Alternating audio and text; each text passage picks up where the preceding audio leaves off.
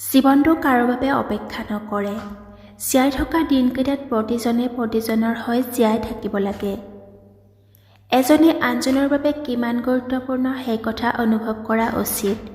গতিকে জীৱনত সকলোৰে উপস্থিতি কিমান গুৰুত্বপূৰ্ণ সেইটো বুজিব লাগিব।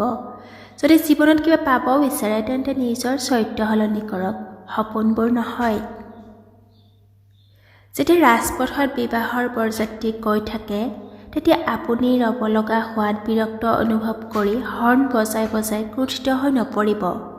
পাৰিলে গাড়ীৰ পৰা নামি দুই এপাক নাচি ল'ব। মন প্ৰশান্তি হ'ব আৰু সুস্থিৰ হ'ব। সেই সময়ত সময় নষ্ট হোৱা বুলি ভাবি চিন্তিত নহ'ব।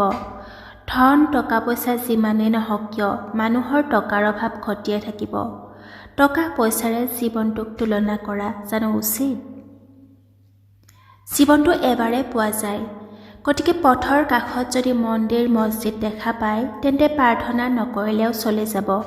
কিন্তু সেই পথেৰে যোৱা এম্বুলেন্স যাতে সময়ত হস্পিটাল পায় তাৰ বাবে প্ৰাৰ্থনা কৰিবলৈ নাপাহৰিব। কি ঠিক কাৰোবাৰ জীৱন আপোনাৰ প্ৰাৰ্থনাতে মৃত্যুৰ পৰা বাচি যায়েই বা। এটা অতি ভাল কথা যিটো গোটেই জীৱনটোতে মনত ৰখা উচিত। আপুনি সুখী হোৱাটোৱে হ'ল আপোনাক বেয়া পোৱা সকলৰ বাবে আটাইতকৈ উত্তম শাস্তি। ধুনীয়া মানুহবোৰৰ ভিতৰত সকলো মানুহ ভাল নহ'বও পাৰে। ভাল মানুহবোৰৰ মনবোৰ সদায়ে ধুনীয়া। একোজন ভাল মানুহ লগ পাবলৈ তেখেতৰ ব্যক্তিত্বৰ পৰাই চিনিব পাৰি, বেৰত থকা ভাল কথাবোৰৰ পৰা নহয়। বাকলি গুচাই বাদাম খাওঁতে যিমান কষ্ট কৰি খাব লগা হয় তাতোকৈ অনেক গুণ আৰু আনৰ প্ৰতাৰণাত সহিব লগা হয়। গতিকে সম্বন্ধ গঢ়োতে সাৱধান হোৱা উচিত। সম্বন্ধ আৰু যাত্ৰাপথ হ'ল এটা মুদ্ৰাৰ ইপিঠি সিপিঠি। কেতিয়াবা সম্বন্ধবোৰ টনকিয়াল কৰোঁতে কৰোঁতে যাত্ৰাপথে হেৰুৱাব লগা হয়। আকৌ কেতিয়াবা যাত্ৰাপথত গৈ থাকোঁতে সম্বন্ধবোৰ গঢ়ি উঠে। জীৱনৰ লক্ষ্য আৰু উচ্চাকাংক্ষা যাৰ জীৱনত বিৰাজমান তেওঁ লাখবাৰ হাৰিলেও হাৰ মানিব নোৱাৰে। এই ধৰণিত কোনো কামেই অসাধাৰণ নহয়। তাৰ বাবে লাগে কেৱল সাহস আৰু পৰিশ্ৰম কৰাৰ মানসিকতা। প্ৰথমে মই সতৰ্ক আছিলোঁ, সেয়েহে পৃথিৱীখনকে সলনি কৰিব বিচাৰিছিলোঁ। কিন্তু এতিয়া মই বুদ্ধিয়ক হ'লোঁ, সেয়েহে মই নিজকে সলনি কৰিব ধৰিছোঁ। নিজৰ সামৰ্থ্য অনুসৰি সিমানখিনিহে নিজৰ বাবে ৰাখক যিখিনি আপোনাৰ প্ৰয়োজন হয়।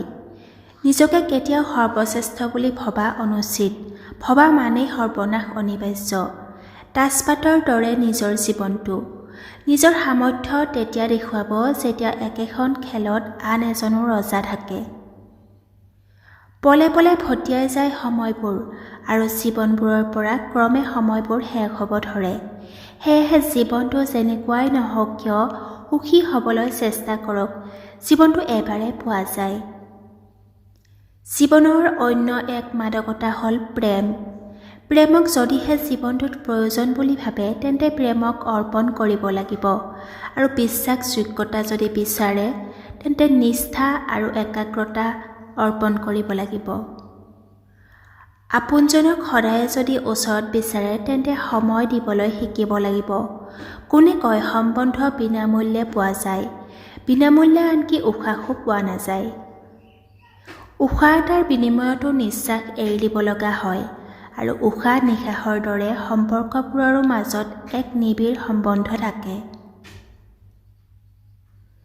ভাগ্যৰ প্ৰতিও কেতিয়াবা ঘৃণা উপজে আৰু কেতিয়াবা বিচৰাটো পোৱাৰ পাছত সুখী হৈ ঈশ্বৰৰ আশীৰ্বাদ বুলি ক'ব খোজা হয়।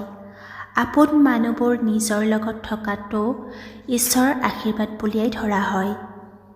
গতিকে ঈশ্বৰক ভাল নোপোৱাৰ কাৰণ থাকিবনো কিয়? উশাহবোৰ থকালৈকে জীয়াই থকাটো ঈশ্বৰৰে আশীৰ্বাদ। কিন্তু নোপোৱাবোৰ হ'লে ঘৃণা বাৰু কিয়? ঘৰ এখন বনাবলৈ বহু সময়ৰে প্ৰয়োজন, কিন্তু ভাঙিবলৈ একেবাৰে সময় নালাগে। একদৰে আচল বন্ধুত্বও বৰ কষ্টেৰে পোৱা যায়, কিন্তু শত্ৰু হিচাপে পাবলৈ এক ছেকেণ্ডো নালাগে। সম্বন্ধ এটা গঢ়োতে গোটেই জীৱনটোৱে লাগি যাব পাৰে, কিন্তু সম্বন্ধ এটা শেষ কৰিবলৈ বেছি পৰো নালাগে। গোটেই মাহৰ কষ্টোপাৰ্জিত ধন খৰচ কৰিবলৈ এদিনো সময় নলয়। এটা বয়সৰ পৰা আন এটা বয়স পাবলৈ এটা পল যোগ হৈ পোৱা যায়, কিন্তু জীৱনটো নিমিষতে শেষ কৰিবলৈ এটা পলো নালাগে। জীৱনটোত বিভিন্ন সময়ত বিভিন্ন মুহূৰ্ত আহে আৰু প্ৰতিক্ষণে এটা মুহূৰ্ত আমাৰ মাজৰ পৰা গুচি যায়। জীৱনত আটাইতকৈ ডাঙৰ কামটোৱে হ'ল আনৰ চকুলো মচিব পৰাটো। আপুনি পাইছেনে বাৰু আনৰ দুখত দুখী হৈ? পাইছেনে বিচাৰি আনৰ চকুলোৰ অৰ্থ?